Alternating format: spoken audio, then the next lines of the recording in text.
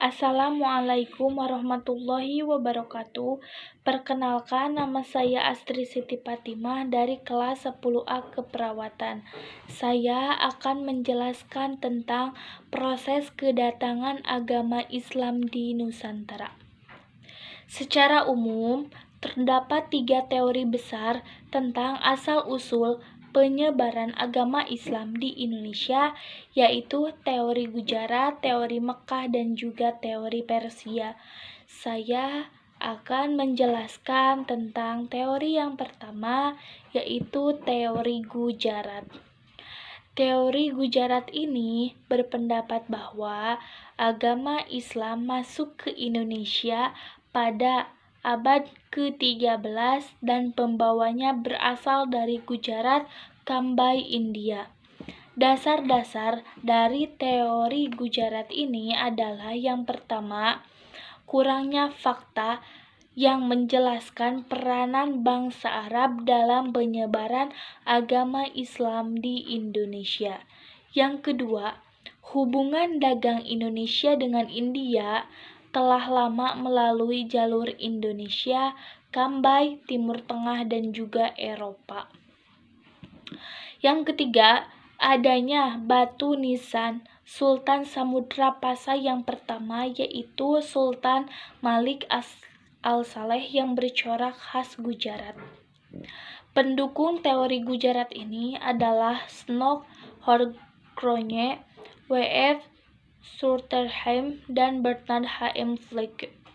Para ahli yang mendukung teori Gujarat ini lebih memusatkan perhatiannya pada saat timbulnya kekuasaan politik Islam, yaitu dengan adanya kerajaan Samudra Pasai.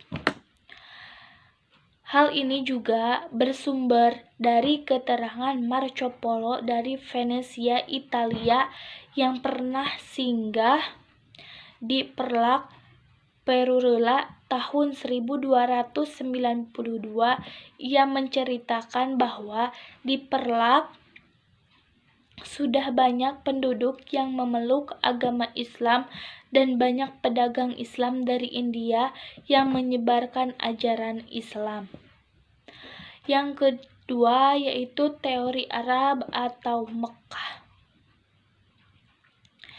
Teori ini merupakan teori baru yang muncul sebagai sanggahan terhadap teori lama, yaitu teori Gujarat.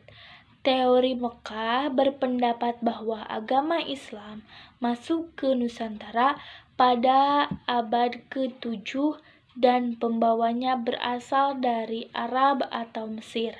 Dasar-dasar dari teori Arab ini adalah yang pertama, pada abad ke-7, yaitu tahun 674, di pantai barat Sumatera sudah terdapat perkampungan Islam Arab dengan pertimbangan bahwa pedagang Arab sudah mendirikan perkampungan di Kanton sejak abad ke-4. Hal ini juga sesuai dengan berita Cina. Yang kedua, kerajaan Samudra Pasai menganut aliran madhab Syafi'i, di mana pengaruh madhab Syafi'i terbesar pada waktu itu adalah Mesir dan Mekah. Sedangkan Gujarat atau India adalah penganut aliran madhab Hanafi. Yang ketiga, raja-raja Samudra Pasai menggunakan gelar Al-Malik, yaitu gelar tersebut berasal dari Mesir. Pendukung teori Mekah ini adalah Hamka, Van Leer, dan T.W. Arnold. Para ahli yang mendukung teori ini menyatakan bahwa sekitar abad ke-13 sudah berdiri kekuasaan politik Islam. Jadi, masuknya agama Islam ke Indonesia terjadi jauh sebelumnya, yaitu abad ke-7, dan yang berperan besar terhadap proses penyebaran adalah bangsa Arab sendiri. Yang ketiga yaitu teori Persia. Teori Persia ini berpendapat bahwa Islam masuk ke Indonesia sekitar abad ke-13 di Sumatera, dan pembawanya berasal dari Persia, Iran. Dasar-dasar dari teori Persia ini adalah kesamaan budaya Persia dengan budaya masyarakat Islam Indonesia, seperti peringatan 10 Muharram atau Asyura atas meninggalnya Hasan dan Husain, cucu Nabi Muhammad SAW, yang sangat dijunjung oleh orang Syiah atau Islam Iran. Di Sumatera Barat, peringatan tersebut disebut dengan upacara tablik atau tabut, sedangkan di Pulau Jawa ditandai dengan pembuatan bubur syuro. Selanjutnya, kesamaan ajaran Sufi yang dianut Syekh Siti Jenar dengan Sufi dari Iran, yaitu Al-Hallaj.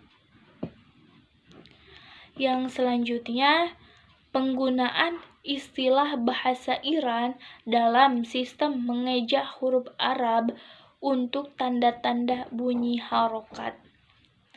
Untuk pembahasan yang selanjutnya, saya akan menjelaskan proses awal mula penyebaran agama Islam di Indonesia. Yang pertama, dengan adanya perdagangan dan juga perkawinan. Dengan menunggu angin muson yang berlangsung selama 6 bulan, pedagang mengadakan perkawinan dengan penduduk asli Indonesia. Dari perkawinan itulah terjadi interaksi sosial yang menghantarkan agama Islam berkembang. Masyarakat Islam. Pembentukan masyarakat Islam dari tingkat bawah, dari rakyat lapisan bawah, kemudian berpengaruh ke kaum birokrat menurut J.C. Vandler. Kedua, melalui gerakan dakwah yang terjadi melalui 2 jalur, yaitu yang pertama jalur ulama keliling menyebarkan agama Islam dengan pendekatan akulturasi dan sinkretisasi atau lambang-lambang budaya. Kedua, melalui pendidikan pesantren atau ngasuh ilmu atau perigi atau juga sumur, melalui lembaga atau sistem pendidikan pondok pesantren, kiai sebagai pemimpin dan santri sebagai murid. Dari ketiga model perkembangan Islam tersebut, secara realitas agama Islam sangat diminati dan cepat berkembang di Indonesia.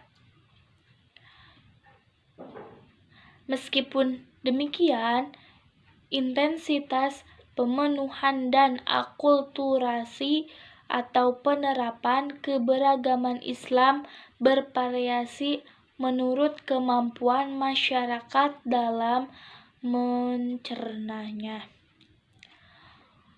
Selanjutnya saya akan membahas tentang sumber-sumber sejarah agama Islam masuk ke Indonesia.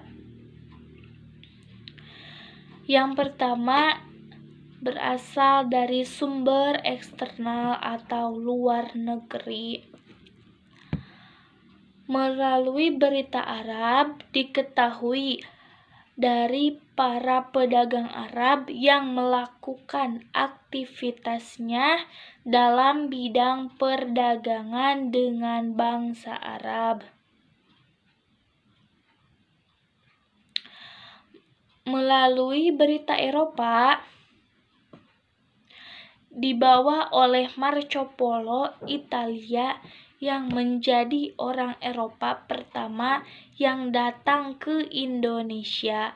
Marco Polo datang ke Indonesia, kemudian beliau singgah di Sumatera Utara.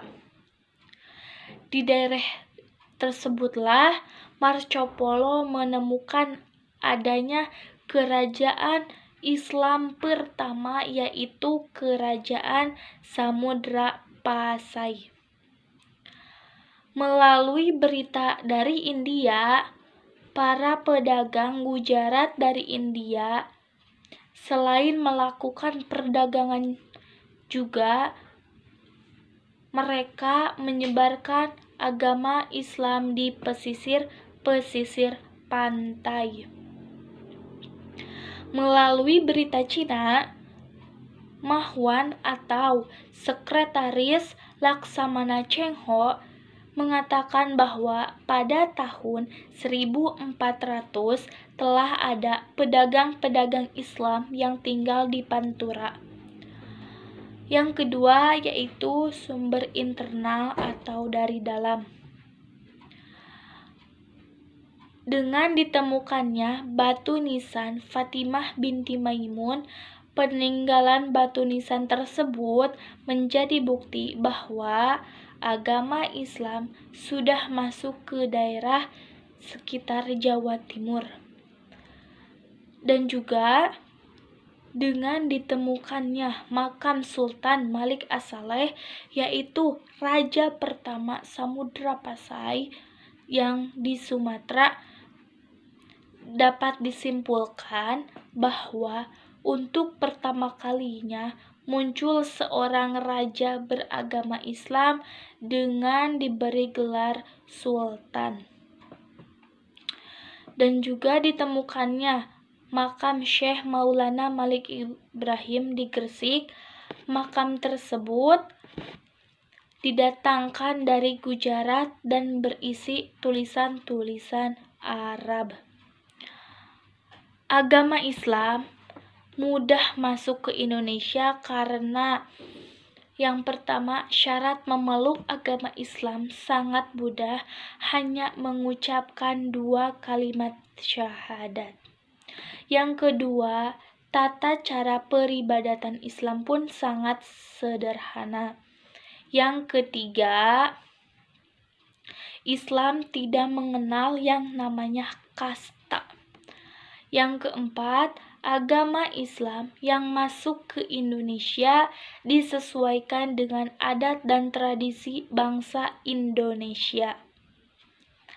Yang kelima, faktor politik juga ikut memperlancar proses penyebaran agama Islam di Indonesia dengan runtuhnya beberapa kerajaan seperti Kerajaan Sriwijaya dan juga Kerajaan Majapahit sebagai kerajaan besar. Yang keenam, penyebaran agama Islam dengan cara damai tanpa peperangan atau kekerasan. Jadi, masyarakat Indonesia menerima dengan bahagia karena agama Islam adalah agama yang sederhana dan juga melakukannya dengan sederhana, dan masuknya agama Islam itu dengan mudah. Jadi di Indonesia sekarang, Indonesia menempati agama Islam terluas. Masyarakat Indonesia hampir seluruhnya menganut agama Islam. Meskipun begitu, agama Islam masuk ke Indonesia melalui beberapa tahap. Itulah penjelasan dari saya. Mohon maaf apabila ada kesalahannya. Terima kasih. Wassalamualaikum warahmatullahi wabarakatuh.